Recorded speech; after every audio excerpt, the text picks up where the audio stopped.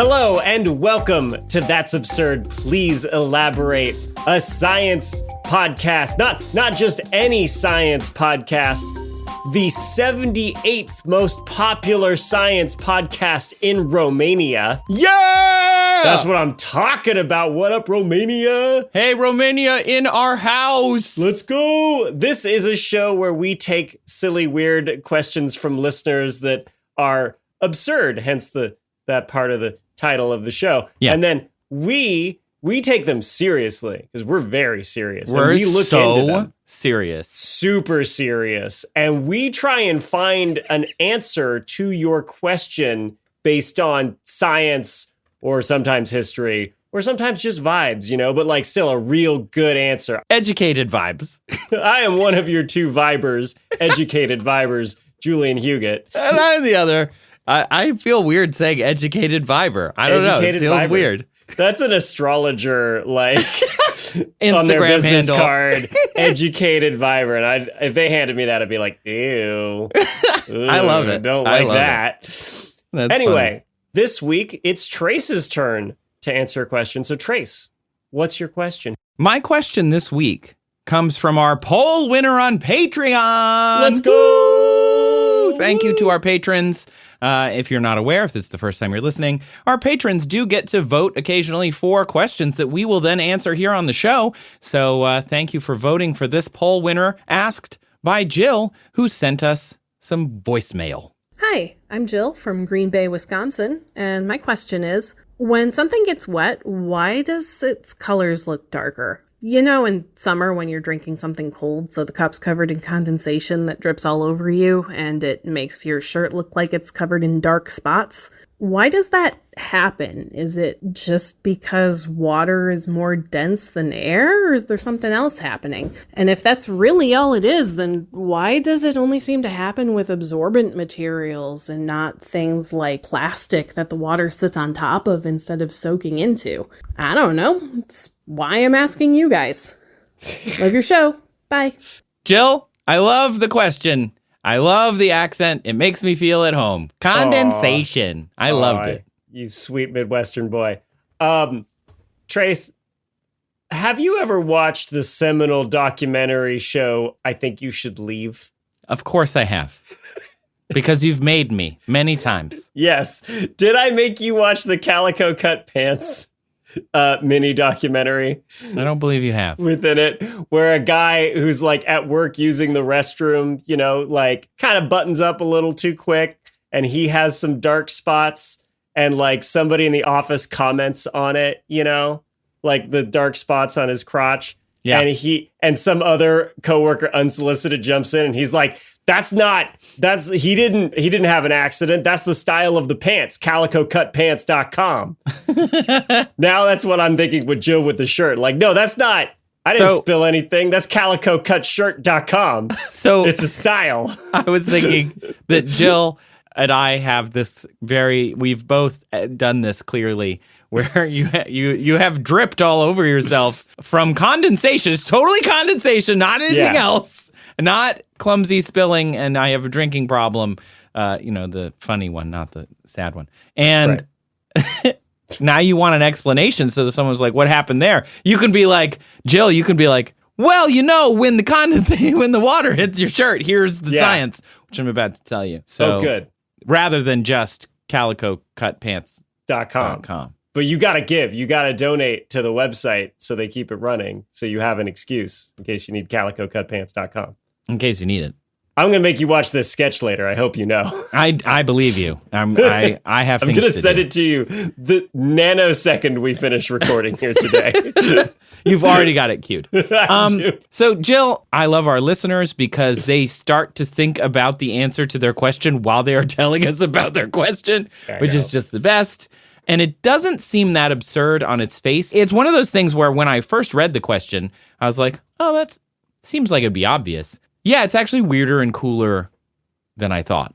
Really? Yeah, which is really good. I assumed it would be like we'd be done in 5 minutes here today. But you're telling me there's more? There is much more. Okay. So first, I want to reiterate one of my favorite fun facts about humans, which is we have no sensors for wet. We cannot feel moisture. And with our skin, we infer it from other things that we can feel. A neuroscience study of human hydrosensation in the Journal of Temperature in 2015 writes that we have other tools, thermal and mechanosensory, that we use to determine if there's water around. And we use water or sweat to help thermoregulate, so we can sense when the water evaporates off of us, so we can tell if it's cooler because water is evaporating. We can feel the pressure. When you stick your hand in water, you can feel the pressure of the water, or you can feel the flow of it as it moves over your skin, but you don't actually feel the water, like the wetness of it. We can't tell how wet something is by touching it, which is why when you pull that thing out of the dryer, or you're trying to see if it's dry off the line, and you like touch it to your lips, or you like you smell it, or you squish it, you're trying to figure it, because you can't just be like, oh, that's like 80% dry. Nope. Right. Can't do that. I wonder how wet would feel differently if we had I don't know. What would wet feel like? Okay, I mean, I'm kind of picking up that some other creatures do have an ability to sense wet. Is that accurate? Are there wet sensors, like wet-o-meter nerve cells that other animals possess? A bunch of like arachnids and insects and like invertebrates specifically have humidity sensors called hygroreceptors. We do not, but some do. It allows animals to track their moisture, so they know if like, oh, wow, we're too dry, that can be bad for us, and they can figure that out. Like some insects like Drosophila, the model organism, or cockroaches, mosquitoes, honeybees. This is according to a Google search I just did, because I didn't have that in my research, but it's such a good question. Sorry to throw that at you. No, I liked it because it was like, that's why I like this show and why I like your brain so much. Thanks, bud. There was a study that I did find about another model organism. I don't know if you've heard of it. Yes! Yes!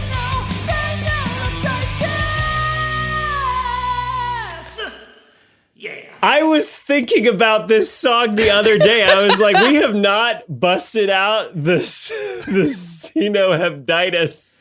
Yeah, Cenohebditis, the Cenohebditis elegans, the roundworm model organism. Sure. I feel bad because I mentioned Drosophila. We don't have one yet for Drosophila, but we'll get one made. We'll get one made. I would like to have one for every model organism. Incredible that we have one for a worm, for like a little nematode worm thing, C. elegans. But anyway. Yeah, thank you very much to Brandon Mulhern for doing that for us. He is awesome. But also, they have no hygroreceptors. Even though they're a model organism, they're a roundworm, they live in fluid and they can't tell what the fluid feels like. So it's just another thing that we have in common with them, which is pretty cool. But that's the study was talking about all the different ways that we can sense wetness, moisture. And I bring all this up because we are predisposed to note the dark color of wet objects. Why, Julian? Thanks for answering that, because It's one of the many ways that we understand that something might be wet, because we can't actually just go touch the rock and be like, is that a wet rock or is it a dry rock? I don't know. There was a time before the little Piso Mojado, wet floor triangle towers, right? We had to evolve before we could invent those. I literally have in my notes, the next line is that I've written, how many times have I slipped on something because I didn't see the large yellow sign with a falling person on it? Look at us. We're the same. We share one brain cell. Do you have a favorite version of those? I really like the banana ones. Have you seen those that are shaped like a banana peel? No, that's genius, though. They're excellent. That's pretty good. I just love that my limited Spanish, I pretty much only know Piso Mojado. For wet floor, thanks to those signs. So I'm ready. If I encounter a wet floor in South America or Spain, I am any preparado. Spanish-speaking area, you're good. You know what that means. You're like, woo, cuidado. Got it. I actually... Peligroso. Yeah. I was at the emergency room once, and they had a yellow sign, and it was 4 a.m, and I hadn't slept. And I was so tired that I read Cuidado as Ciudad, and now it is a joke around my house. Watch out for the Ciudad. Do that one thing. Say that one thing wrong once. Now that's you forever. That's me forever.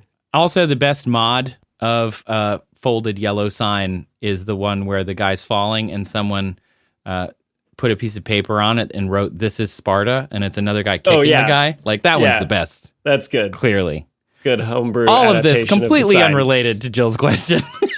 So to answer Jill's question, I'm just going to answer it. So to your point about it being 5 minutes, it can be, sort of. The Journal of Optics in 1988 writes, quote, "Surface roughness leads to diffuse reflection and thus to total internal reflection at the liquid-air interface of the thin film of liquid covering the surface. This reflection gives an increased probability of the absorption of light by the surface and thus a darker surface."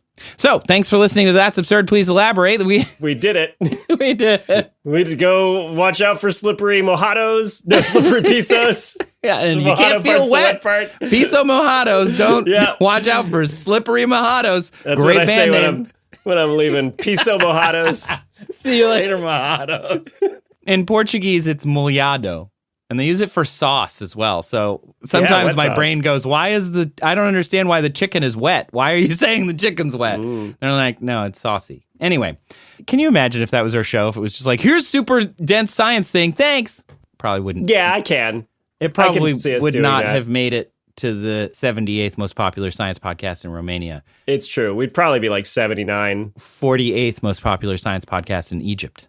Wow. We're skyrocketing up the Egypt charts too, apparently. We're just shooting up that obelisk. Big gains in Egypt. Yeah. So let's talk a little bit about light and fluid. So light as a wave is absorbent, reflective, refractive. Those are the important things we need to think about. Light is absorbed into things, material mediums that stop that light and reflect some of it back. So reflect like a mirror, but the opposite of absorb.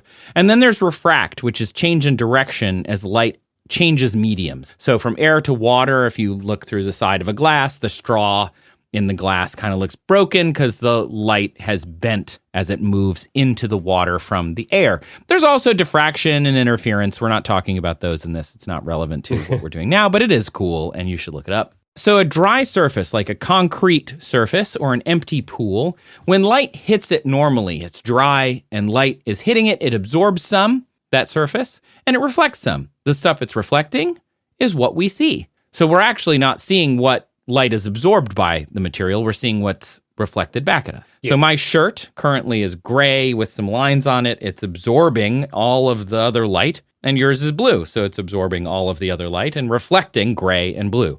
We're very kind of boring colored wise today, but that's okay. And that's because the red light is absorbed, the green light is absorbed, and the blue light is reflected. It's more complicated than that in Julian's case, but isn't everything. Why is my shirt more complicated? Because you're Yours the blue isn't. shirt. Mine's gray. It's more complicated for me. So if you take that pool and you fill it with water, what color does that pool become? Assuming, let's say, the lining of the pool or the edge of the pool is this like white, bumpy concrete. Oh, and not like dark blue, because then I was going to say green, like algae green. I wonder why we know that as a collective society now. Anyway. Can't think of a reason. Anyway, if it's a white pool and you fill it with water on it. What color is it going to appear to you standing next to the pool? White? Well, kind of like a light blue. Still? Oh, okay. Right? Like if you have a bunch of water in a space, it typically turns a very light blue. Oh yeah, okay. So it's like full, not just like a little, like very full, not like you splashed on the it, surface, but like you filled up the pool for sure. And that's because the red light is absorbed, just like the sky. The blue light is scattered, and that scattering is what gives us that blue. But either way, if you were to spill some of the water as you were filling the pool onto the bumpy gray concrete floor outside the pool or on like a wood pool deck, that turns like a darker gray or like a darker brown. Yeah. So the easiest way to explain it is imagine now you put your goggles on, you put on your little swimmy trunks, and you jump into the pool. If you turn around when you're under the water and you look around at the pool, can you see out of the pool farther away from you? Like over at the deep end, can you, if you're floating in the middle of the deep end, and you're underwater and you look at the shallow end of your pool, can you see out of the water typically? Or does it kind of look opaque? In that direction? No, you can't see like up past the surface at a certain angle. Right. But if you look directly above you, then you can. That is because inside of the water itself, the light is bouncing around.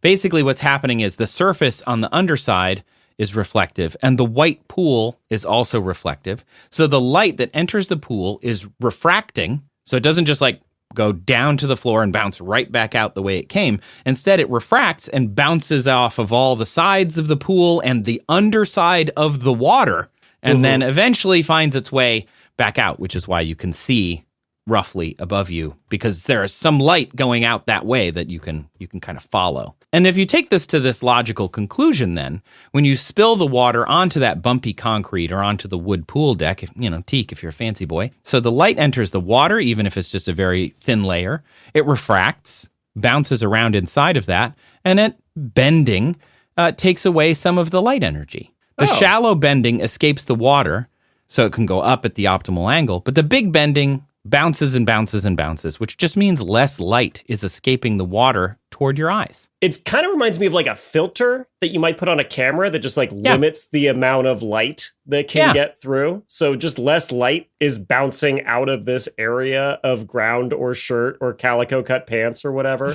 and dimming the color because just less. That's it. That's kind of cool. Yeah. So that is exactly right. You're talking about a neutral density filter that filters out light without changing its colors or whatever. So it can make it so you can like be standing outside in a very bright day and still get that beautiful bokeh that you normally get by opening the lens up really wide. Exactly. Nerdy camera stuff. But yeah, basically it just is like less light is escaping that little spot where the water is because it gets trapped bouncing around in there until it can come out. So less light we perceive as darkness or that's darker. cool. It's really cool, right? Yeah. But there's a little bit more to this. Put simply, like the light bouncing inside of the water on top of the sidewalk, some of that is, like escaping back out into your eye. Some is then absorbed by the sidewalk because it's getting, I don't know what metaphor, more bites at the apple as the light is bouncing off of the sidewalk. And then this also works with other fluids and other surfaces. So water gets into a wood deck because there are bumps in the wood. There's grooves and ridges in that natural material. Concrete is the same. But as Jill pointed out, there's also more smooth surfaces like plastics, and they behave differently for a very cool reason. So when light moves from air to water or any other translucent fluid, it has the index of refraction. Right. Which is represented as a little italicized N. Yeah, it's how much the light bends, right? Like you can calculate using that how much the light bends. And it's based on how the speed of light in this material slows down compared to a vacuum or air, which is pretty close to the speed light travels in a vacuum. Yeah, all true. You're so smart. I just took a physics class talking about this stuff. So yeah, it's all still in there. I looked it up. I didn't take a physics class looking it up recently. So I went to Engineering Toolbox, which is so useful. And I looked up a bunch of numbers because a lot of them have been calculated for you already. So the vacuum of space is the index of refraction of 1. So speed of light is the speed of light. Water is 1.33, so it travels slower in water than air, which we talked about in our Cherenkov radiation episode.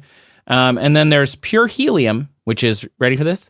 1.000036. Pretty close to the vacuum of space. Yeah. The formula is the speed of light in a vacuum divided by the speed of light in the medium. Yes. And it's like you end up with this index, this ratio. Yeah.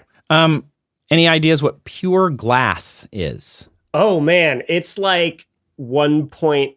1.5. Like 1.5. Oh, okay. On average, I guess. Maybe pure glass or something. There's different types of glass. Yeah, different types of glass. Diamond is pretty cool. Oh, yeah?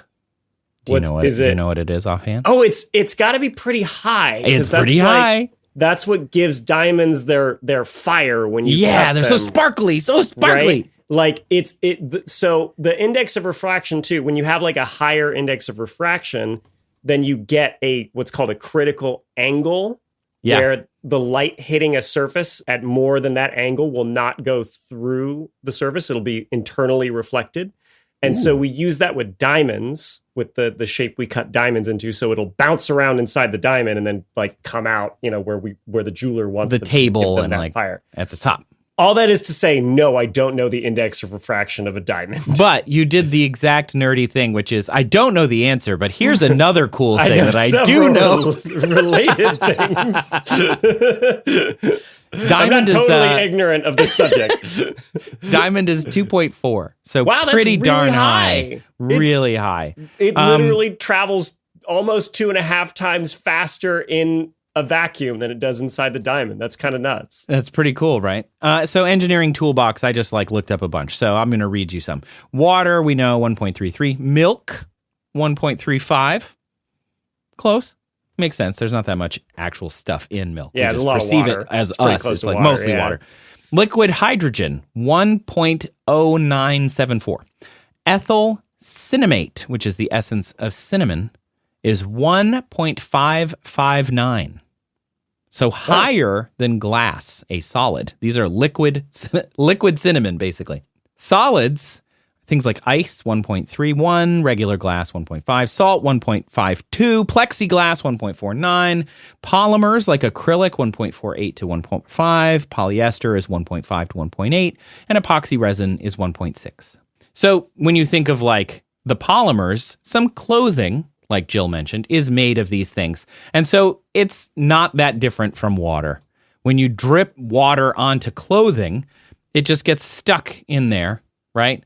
And then bounces around. But it's still really bouncing around in the water that's there, not so much the acrylic. Although I guess it could if it were the right color of acrylic.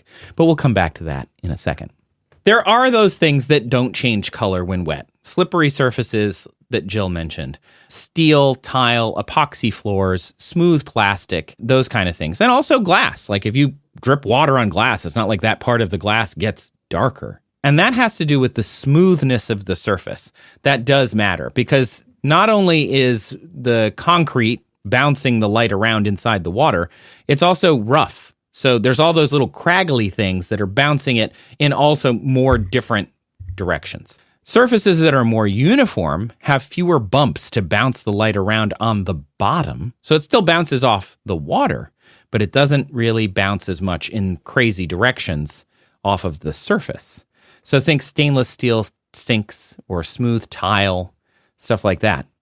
The color of the surface also matters. So black rubber mats on pool decking are pretty smooth, and no matter how much water gets on it, they're not absorbing much extra. They're already absorbing a lot of that light. So even what little light does come back is bouncing around within the water and is just kind of coming out, but most of it's already absorbed. So we're not really observing it as significantly darker than a white surface. But if you drop water on something like smooth plastic, most of the light is just coming right back out. It's not bouncing around as much, so we don't see it get dark. So this is why we need the Piso Mojado signs on like tile floors. Yes. Yes, because it's harder to tell when they're wet. Yes. If it were wood floors, you probably wouldn't need those because it would be pretty clear which parts were the wet parts. Unless those wood floors, which is pretty common now, are they sealed with a resin polymer, in which case they're not absorbing a lot of that water and it just beads up on the top and it doesn't make the wood look any darker. Double whammy because it's such a slippery surface, right? Like when your shoe goes through it, you're more likely to hydroplane and slip too, right? Like a concrete surface that's got all those little rough spots, when you step in it, you still make contact with like the rough concrete. Right. And get a better grip. Exactly. We talked about this in the Why is Ice Slippery episode a little bit, of just like the surface really depends on how your friction is going to work, right? And so that means a bouncy surface, or like a smooth surface rather, isn't going to have as much friction. And also, if you're having trouble grasping this concept, because really the best example is that like jumping in the pool and looking around, but maybe you've never done that. Maybe you've never been in a pool. Maybe you've never been in an ocean. I'm not going to judge. That's maybe fine. I'm scared of water. I don't know. Yeah, maybe you're hydrophobic, like the other side of soap. So think about like snow and ice, right? Both are frozen water, but the index of refraction of ice is 1.51. So every time light enters a snowflake, one single snowflake, it's bouncing around, hitting another snowflake, bouncing around, hitting another snowflake, bouncing around. And by the time it gets to us, it's so jumbled up. And yet, because ice is pretty clear, it just ends up as pure white. Oh. Why snow is white and ice is typically darker and sometimes see-through. Unless other materials get inside the snow, yellow materials or brown or black that absorb other colors. And then they don't get bounced around. That's not piss. It's calicocutsnow.com. So that's really the answer to Jill's question. And if you're listening with very young kids, maybe skip the next few minutes. Sometimes when you spill a lot of stuff on a white T-shirt, the white T-shirt becomes see-through. Yep. What kind of scenario would one do that? I don't know. Sometimes I go to the water park, get a T-shirt. Don't judge me. Yeah. You're wearing a white T-shirt and then you get wet. Yeah. For some reason. Listen, it's not a contest. Who cares? It's just, I've got... It can be a contest, if you want it to be, but... Who's got the wettest shirt? That doesn't make any sense. That is a silly contest when you put it that way, but I've definitely heard of it. It's... Anyway. So based on that, what we've learned so far, Julian, what do you think is happening when that shirt becomes translucent? The light is going straight through now instead of bouncing around and getting reflected back. I don't know. Is the water soaking in between the fibers and creating clear spaces that light can travel through? I'm nodding. Am I a genius?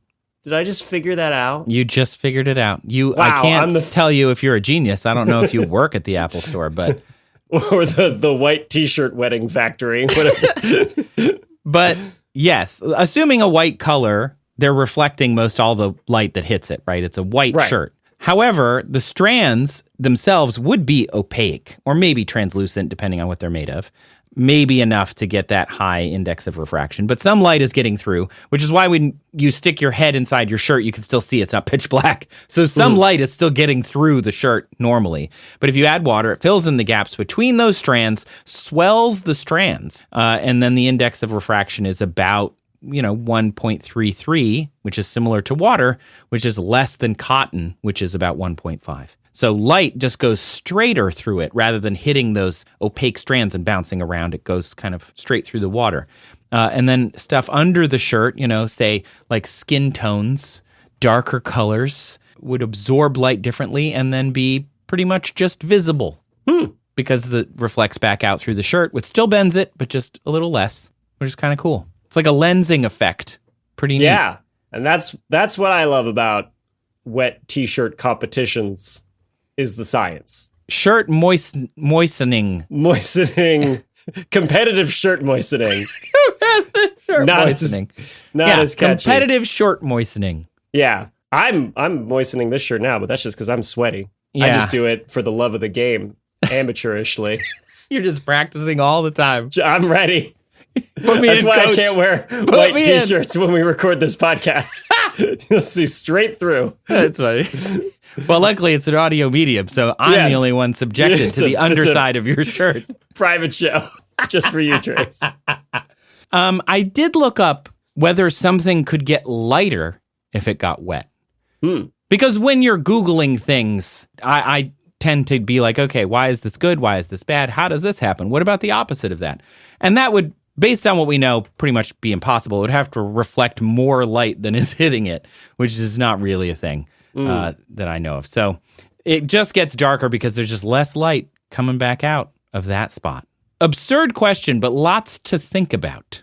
Yeah. I'm thinking about wet shirts and pants right now. Hot. Calico pants? CalicoCutPants.com. Calico cut pants. You are going to... I'm going to make you watch this sketch. It's a good show. I didn't say it wasn't. Okay. You know what else is a good show? That's Absurd, Please Elaborate, which was created, written, and produced this week by Julian Huguet. And by the wet T-shirt king himself, Trace Dominguez. I prefer moistening my fabrics. Moist home. top magnate. The Duke of Dampness. The maestro of moistness. The Sultan of Swamp Tits. This show is associate produced by Sabrina Capello, and our music is thanks to Epidemic Sound. The show was edited, unfortunately for everybody except for him, by a very dry Bone Kyle dry. Sisk. Man who stays the same color at all levels of moistness. Kyle Sisk. Thank you to Jill for submitting her question for this and for the patrons who voted on this question, so it was fun to look into. If you want to submit a question, look for the form in the show notes. You can email us, visit our website, or call us at 302-TAPE-SHOW. You could also go join the Patreon if you want to vote on future questions. Thanks to our absurd administrators who are our biggest Patreon supporters. That's Adam, Les, Austin, Jonathan, Dan, Sabrina, Balky, Hannah, Apothecarian, Christina, Atomic Straw, Brian, Shane, Metric Ton of Batcat, Poochu, and Connor. Woo! Woo! Woo! You got all of them. Because of your support, we can keep this podcast going. It is really our major source of funding for the podcast. So thank you to everyone on the Patreon who supports. If you are a free member, think about joining. Come on, jump in the pool. Yeah. Look out of the thing above you and marvel at the light that's bouncing along the way. Cool. Yeah, drown in our Patreon. What? What? What? Anyway, What? we have a bingo winner as well, Nora. Nora with 4 quadruple bingo winner, Nora, this week. Bingo! We have bingo cards with things that we say regularly, and you can click them, and then if you win, we'll shout you out, like we did for Nora just now. That's pretty good. That's pretty good of us. Leave us a review wherever you're listening, like if you're in, say, Singapore or Egypt, you know? Or actually, I guess that's really more about the app you're listening on, right? You can probably leave reviews on those apps. Or tell your friends about this show, but leaving review tells strangers on the internet that the show is good, we hope, and gets them to listen. And we appreciate that. More people playing bingo. Yeah. Thank you to everyone who supports us in whatever way they do, whether it's leaving a review, patroning, or just listening to this show, wherever you're listening, like on Nebula, which supports the show as well. Nebula is a place where independent creators can showcase their work without an algorithm getting in between you and them.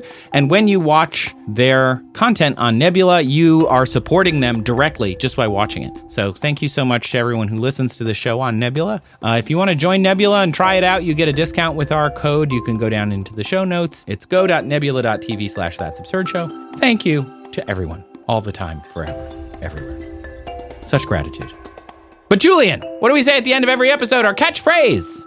All hail Trace Dominguez, the Duke of the Damp, the Marquis of the Moist, the Earl of Ew, the Viscount of Vi Goodness, that's quite a wet shirt that he's got on. The Baron of Bare Skin under the wet shirt that he is wearing. The Emperor of being kind of gross and moist and wet. Ew. The Count of Condensation. Oh, that's a good one. Thank you. I only came up with one. You came up with one. The Lord of Lakes. No, that doesn't work. Yeah. Of liquids. Lord of liquids. Clothing. Honestly, these are more apt for me. I'm so sweaty every time we record. You're more of like the dictator of drizzle. Yeah, dictator drip. Drip! That could mean a lot. Also, excellent DJ name. Thanks for listening. We'll see you next week with another episode. Bye!